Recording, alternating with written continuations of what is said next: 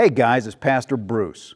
Paul and Barnabas had a pretty good amount of excitement while they're out on their first missionary journey together, and I'm sure as they came home to Antioch, they were looking to just be able to relax and refresh and prepare for the next mission. But drama came their way. Jewish believers arrived from Judea, saying that they had to keep the Jewish law if they really wanted to be saved.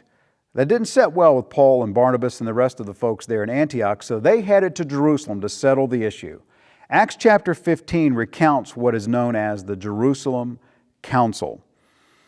Once there, the Pharisees who had become believers were saying, yes, you must keep the law. And they really point to this idea of legalism that we still see today. Those who aren't content to just have people follow the Word, they've got to follow the Word based on how they think it should be interpreted, and anyone else is on the outside looking in. Peter stands, and his words are the last we read of in the New Testament history books of the Gospels and Acts.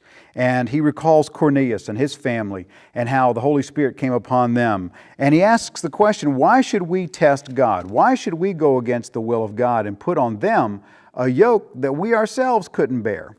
That reminded me of Jesus' words in Matthew 11:29 and 30, where he says, "Take my yoke upon you and learn from me, for I am gentle and lowly in heart, and you will find rest for your souls. For my yoke is easy and my burden is light."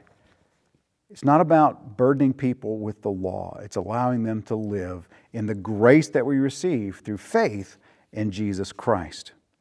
Ultimately, the council came up with 4 requirements for the Gentile believers. They were to not eat food offered to idols. They were to avoid sexual immorality and not to eat things that were strangled or that had blood in them. What this really points to is a solution that allows the Jewish and the Gentile believers to eat together, to have table fellowship and have unity, because the Gentile believers won't be eating things that would be ceremonially unclean to the Jewish believers.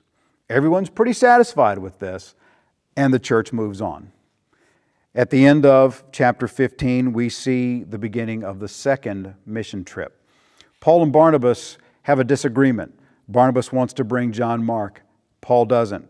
So Barnabas and John Mark go off in one direction, and Paul and Silas in another.